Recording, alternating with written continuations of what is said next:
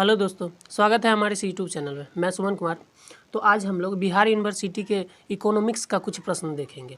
साथ ही इसी वीडियो का एक पार्ट बन चुका है जिसमें 30 क्वेश्चन करवाया गया। तो आज हम लोग 31 से लेकर 100 के बीच में जितने प्रश्न हैं वो करेंगे। साथ ही आप अगर हमारे चैनल पर नए हैं तो हमारे चैनल को सब्सक्राइब करें। तो वीडियो में आगे बढ़ते हैं। तो पहला नंबर क्वेश्चन है, क्वेश्चन नंबर 31, मांग की कीमत लोच से अभिप्राय क्या है? जिसका आंसर होगा ऑप्शन डी, इनमें से सभी। अर्थात कीमत में परिवर्तन के कारण मांग में परिवर्तन, वास्तविक आय में परिवर्तन, अर्थात तीनों सभी होगा आंसर। अगला प्रश्न है क्वेश्चन नंबर 32, इकाई से कम मांग की लोच को निम्नलिखित में से कौन सा व्यक्त करता है? जिसका आंसर होगा ऑप्शन ए, आवश्यक वस्तु। अगला प्रश्न है, मांग की लोच की माप निम्नलिखित में से किस विधि से किया जाता है? मांग की लोच की माप निम्नलिखित में से किस विधि से किया जाता है? जिसका आंसर होगा ऑप्शन बी, प्रतिशत या अनुपातिक विधि। अगला प्रश्न है, पूरक वस्तुओं की क्रॉस लोच प्रकृति है। पूरक वस्तुओं की क्रॉस लोच प्रकृति कैसी है? इसका आंसर होगा ऑप्शन है, निगेटिव, अर्थात ऋणात्मक। अगला प्रश्न है, यदि एक वस्तु के मूल्य में 60% परिवर्तन के कारण मांग में 80% परिवर्तन हो तो मांग की लोच क्या होगा? जिसका आंसर होगा ऑप्शन बी, 1.3 होगी। अगला प्रश्न है क्वेश्चन नंबर 36, खाली स्थान में सभी कारक या आगत स्थिर परिवर्ती बन जाते हैं। अगर कोई आगत स्थिर नहीं होता है तो क्या होता है? जिसका आंसर होगा ऑप्शन सी, विविध अनुपातों का नियम। अगला प्रश्न है, विविध अनुपातों के नियम को खाली स्थान भी कहा जाता है। विविध अनुपातों के नियम को खाली स्थान भी कहा जाता है। इसका आंसर होगा ऑप्शन डी, अनुपातिक प्रतिफल का नियम। अगला प्रश्न है, विविध अनुपातों के नियम को खाली स्थान मान्यता पर आधारित होता है।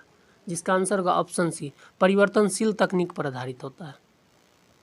अगला प्रश्न है, विविध अनुपातों के नियम में उत्पादन का कौन सा चरण उत्तम है? जिसका आंसर होगा ऑप्शन बी, घटते प्रतिफल। अगला प्रश्न है, निम्नलिखित में से कौन सा परिवर्तनशील आगम नहीं है? जिसका आंसर होगा ऑप्शन सी, उपकरण। अगला प्रश्न है, थॉमस रॉबर्ट माल्थस का सबसे प्रभावशाली लेखन का शीर्षक था। जिसका आंसर होगा ऑप्शन बी, जनसंख्या और खाद्य वृद्धि।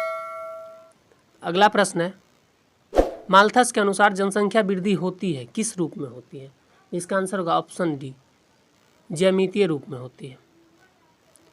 अगला प्रश्न है, जनसंख्या वृद्धि पर प्राकृतिक रोक में शामिल हो सकते हैं। जिसका आंसर होगा ऑप्शन डी, उपयुक्त सभी, अर्थात युद्ध, रोग, सूखा जनसंख्या वृद्धि को रोक सकते हैं। अगला प्रश्न है, माल्थस का सिद्धांत पहली बार कब प्रकाशित हुआ? माल्थस का सिद्धांत पहली बार कब प्रकाशित हुआ? जिसका आंसर होगा ऑप्शन बी, 1798 में। अगला प्रश्न है, माल्थस के अनुसार जनसंख्या कितने वर्षों में दोगुनी हो जाती है? माल्थस के अनुसार जनसंख्या कितने वर्षों में दोगुनी हो जाती है? जिसका आंसर होगा ऑप्शन सी, 25 वर्षों में। अगला प्रश्न है, प्रकृति की खाने की मेज सीमित अतिथियों के लिए है, अतः बिना आमंत्रित के आने वाले को अवश्य ही भूखे रहना पड़ेगा। यह कथन किसका है? जिसका आंसर होगा ऑप्शन डी, माल्थस का। अगला प्रश्न है, जन्म लेने वाला बच्चा खाने के लिए मुंह और पेटन ही नहीं लाता बल्कि काम करने के लिए 2 हाथ भी लाता है। यह कथन किसका है? जिसका आंसर होगा ऑप्शन ए, प्रोकैनन का है। अगला प्रश्न है, खाली स्थान ने 1924 में प्रकाशित अपनी पुस्तक वेल्थ में अनुकूलतम जनसंख्या सिद्धांत की प्रतिस्थापना की। जिसका आंसर होगा ऑप्शन सी, एडविन कैनन ने। अगला प्रश्न है, आर्थिक लागत में शामिल है स्पष्ट लागत और आर्थिक लागत में क्या क्या शामिल है? स्पष्ट लागत और जिसका आंसर होगा ऑप्शन डी, मौद्रिक लागत। अगला प्रश्न है, अवसर लागत है। अवसर लागत क्या है? जिसका आंसर होगा ऑप्शन डी, पूर्वगामी अवसर की लागत। अगला प्रश्न है, लागत जो उत्पादन के स्तर के अनुसार अलग अलग होती है उसे क्या कहा जाता है? उत्पादन के स्तर के अनुसार अलग अलग होती है उसे क्या कहा जाता है? जिसका आंसर होगा ऑप्शन ए, परिवर्तनशील लागत। अगला प्रश्न है क्वेश्चन नंबर 53, निम्नलिखित में से कौन सा सही है? निम्नलिखित में से कौन सा सही है? जिसका आंसर होगा ऑप्शन सी, टीसी बराबर टीएफसी प्लस टीवीसी। अगला प्रश्न है, जब उत्पादन शून्य हो तो कुल लागत होती है। जब उत्पादन शून्य हो तो कुल लागत क्या होती है? जिसका आंसर होगा ऑप्शन सी, स्थिर लागत के समान। अगला प्रश्न है, निम्न में से कौन सा विकल्प शुद्ध प्रतियोगिता की अनिवार्य शर्त है? जिसका आंसर होगा ऑप्शन डी, परिवहन लागत का अभाव। अगला प्रश्न है, निम्न में से किस बाजार संरचना के तहत एक फर्म का अपने उत्पाद की कीमत पर कोई नियंत्रण नहीं होता है? जिसका आंसर होगा ऑप्शन डी, पूर्ण प्रतियोगिता। अगला प्रश्न है, फर्म का लाभ अधिकतम होगा जब अतिरिक्त इकाई से प्राप्त अतिरिक्त राजस्व इसकी अतिरिक्त लागत के बराबर होने। इसका आंसर होगा ऑप्शन बी। अगला प्रश्न है, मांग चक्र जो पूरी तरह से प्रतिस्पर्धा फर्म का सामना कर रहा है वो क्या होता है? जिसका आंसर होगा ऑप्शन बी, पूरी तरह से स्थिर होता है। अगला प्रश्न है, एकाधिकार के तहत मूल्य भेदभाव निर्भर करता है। एकाधिकार के तहत मूल्य भेदभाव निर्भर करता है किस पर? इसका आंसर होगा ऑप्शन डी, इनमें से सभी, अर्थात वस्तु के मांग की लोच, वस्तु के लिए आपूर्ति की लोच और बाजार का आकार।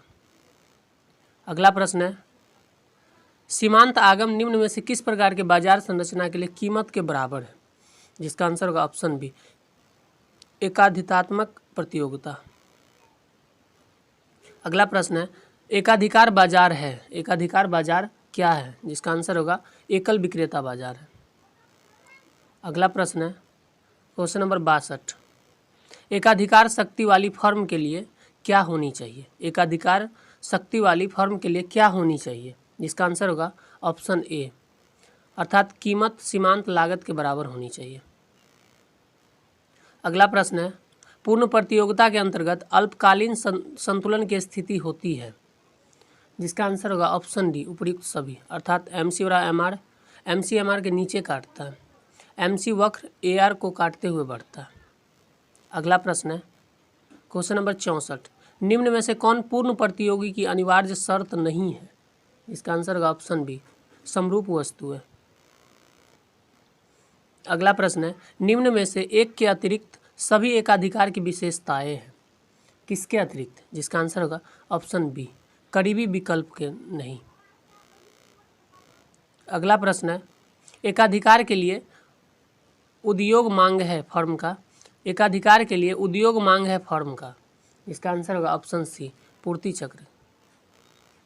अगला प्रश्न है, एकाधिकार को किसके द्वारा नियंत्रित किया जा सकता है? एकाधिकार को किसके द्वारा नियंत्रित किया जा सकता है? जिसका आंसर होगा ऑप्शन डी, उपयुक्त सभी के द्वारा, अर्थात सामाजिक बहिष्कार द्वारा, एकाधिकार विरोधी कानून द्वारा, सार्वजनिक स्वामित्व द्वारा।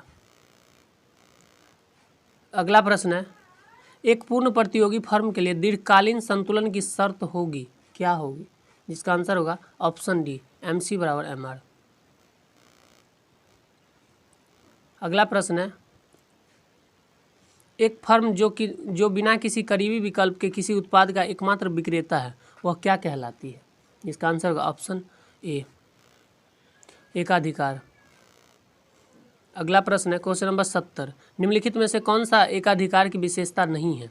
निम्नलिखित में से कौन सा एकाधिकार की विशेषता नहीं है? जिसका आंसर होगा ऑप्शन डी, इनमें से सभी, अर्थात अकेला विक्रेता या उत्पादक, कोई करीबी विकल्प, बेलोचदार मांग वक्र।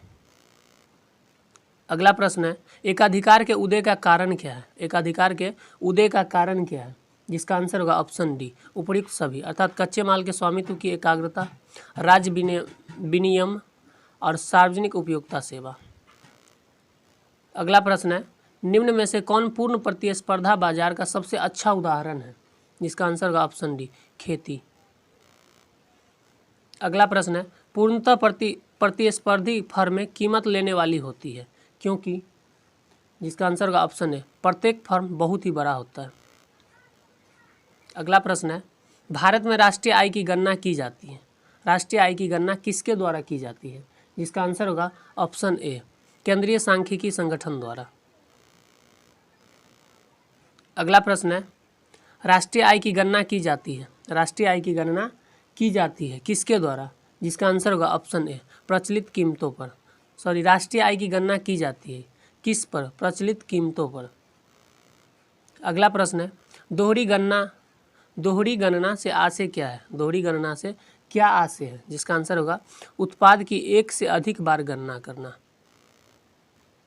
अगला प्रश्न है, निम्नलिखित में से कौन राष्ट्रीय आय को मापने की विधि है? निम्नलिखित में से कौन राष्ट्रीय आय को मापने की विधि है? जिसका आंसर होगा ऑप्शन डी, उपर्युक्त सभी। अर्थात आय विधि, व्यय विधि, उत्पाद विधि, सभी से हम राष्ट्रीय आय को माप सकते हैं। अगला प्रश्न है, जीडीपी और एनडीपी के मध्य अंतर का कारण क्या है? जीडीपी और एनडीपी के मध्य अंतर का कारण क्या है? इसका आंसर होगा ऑप्शन ए, डिप्रिसिएशन अर्थात मूल्यह्रास। अगला प्रश्न है, मध्यवर्ती वस्तुओं की जीडीपी में शामिल नहीं किया जाता है। मध्यवर्ती वस्तुओं को जीडीपी में शामिल नहीं किया जाता है क्योंकि? जिसका आंसर होगा ऑप्शन डी, उनसे दोहरेपन की समस्या पैदा होती है। अगला प्रश्न है, क्वेश्चन नंबर 80, सामाजिक लेखा विधि के प्रमुख प्रतिपादक थे। सामाजिक लेखा विधि के प्रमुख प्रतिपादक कौन थे? इसका आंसर होगा ऑप्शन डी, रिचर्ड स्टोन। अगला प्रश्न है, निम्नलिखित में से कौन सा राष्ट्रीय आय की गणना में कठिनाइयों का कारण है? निम्नलिखित में से कौन सा राष्ट्रीय आय की गणना में कठिनाइयों का कारण है? जिसका आंसर होगा ऑप्शन डी, उपर्युक्त सभी। अर्थात आंकड़े एकत्र करने में कठिनाई, दोहरी गणना की कठिनाई और वस्तु विनिमय प्रणाली का प्रचलन। अगला प्रश्न है, किसी देश की आर्थिक प्रगति का प्रधान सूचक क्या है? किसी देश की आर्थिक प्रगति का प्रधान सूचक क्या है? जिसका आंसर होगा ऑप्शन सी, प्रति व्यक्ति आय। अगला प्रश्न है, आय के चक्रीय प्रवाह के अंतर्गत निम्नलिखित में से कौन सा 3 प्रक्षेत्र अर्थव्यवस्था में शामिल नहीं है? इसका आंसर होगा ऑप्शन डी, बाह्य प्रक्षेत्र। अगला प्रश्न है, राष्ट्रीय आय की गणना कितनी अवधि के लिए की जाती है? राष्ट्रीय आय की गणना कितनी अवधि के लिए की जाती है? इसका आंसर होगा ऑप्शन है, 1 वर्ष के लिए। अगला प्रश्न है, क्वेश्चन नंबर 85, वितरण की सीमांत उत्पादकता सिद्धांत के अनुसार साधन की सीमांत उत्पादकता का अर्थ क्या है? जिसका आंसर होगा ऑप्शन सी, साधन की कुल इकाई से कितना उत्पादन हो रहा है। अगला प्रश्न है, आधुनिक समय में वितरण का कौन सा सिद्धांत अधिक मान्य है? वितरण का कौन सा सिद्धांत अधिक मान्य है? इसका आंसर होगा ऑप्शन ए, सीमांत उत्पादकता सिद्धांत। अगला प्रश्न है, द डिस्ट्रीब्यूशन ऑफ वेल्थ 1899 में आया था, ये पुस्तक, इसके लेखक कौन है? जिसका आंसर होगा ऑप्शन ए, जेबी क्लर्क। अगला प्रश्न है, निम्नलिखित में से किसने वितरण का सीमांत उत्पादकता सिद्धांत दिया? इसका आंसर होगा ऑप्शन सी, जेबी क्लार्क। अगला प्रश्न है, निम्नलिखित में से कौन क्लार्क की वितरण की सीमांत उत्पादकताओं की मान्यता में शामिल नहीं है? इसका आंसर होगा ऑप्शन डी, अर्थात श्रम विषम। अगला प्रश्न है, वितरण का सीमांत उत्पादकता सिद्धांत निम्नलिखित मान्यताओं पर आधारित है, अर्थात कैसी मान्यताओं पर? जिसका आंसर होगा ऑप्शन डी, उपर्युक्त सभी। अर्थात अर्थव्यवस्था में उत्पत्ति ह्रास नियम लागू होता है, बाजार में पूर्ण प्रतियोगिता की स्थिति मौजूद हो, उत्पादन के साधनों की मात्रा स्थिर हो, अर्थात सभी होगा आंसर। अगला प्रश्न है, वितरण के सीमांत उत्पादकता सिद्धांत को आधुनिक रूप में किसने महत्वपूर्ण योगदान दिया? जिसका आंसर होगा ऑप्शन सी, जेबी क्लार्क ने दिया। अगला प्रश्न है, उत्पादन के प्रत्येक कारक को कितने बराबर इनाम मिलता है? उत्पादन के प्रत्येक कारक को किसके बराबर इनाम मिलता है? जिसका आंसर होगा ऑप्शन बी, सीमांत उत्पादकता के बराबर इनाम मिलता है। अगला प्रश्न है, रिकार्डो के लगान सिद्धांत के अनुसार लगान के लागू होने का कारण क्या है? जिसका आंसर होगा ऑप्शन सी, भूमि की उर्वरकता के बीच अंतर। अगला प्रश्न है, रिकार्डो का लगान सिद्धांत उत्पत्ति के नियम किस नियम पर आधारित है? यह, जिसका आंसर होगा ऑप्शन सी, उत्पत्ति ह्रास नियम पर आधारित है। अगला प्रश्न है, सबसे निम्न कोटि की भूमि को क्या कहा जाता है? सबसे निम्न कोटि की भूमि को क्या कहा जाता है? जिसका आंसर होगा ऑप्शन भूमि कहा जाता है। अगला प्रश्न है, लगान के आधुनिक सिद्धांत अनुसार क्या करता है? लगान के आधुनिक सिद्धांत के अनुसार ऑप्शन बी, लगान मूल्य को प्रभावित नहीं करता है। अगला प्रश्न है, मिट्टी की मूल और अविनाशी शक्ति से डेविड रिकार्डो का क्या अर्थ है?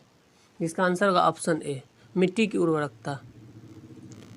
अगला प्रश्न है, रिकार्डियन सिद्धांत के अनुसार लगान है। रिकार्डियन सिद्धांत के अनुसार लगान क्या है? जिसका आंसर होगा ऑप्शन सी, सीमांत भूमि के ऊपर की सभी श्रेणियों की भूमि के उत्पाद का अधिशेष।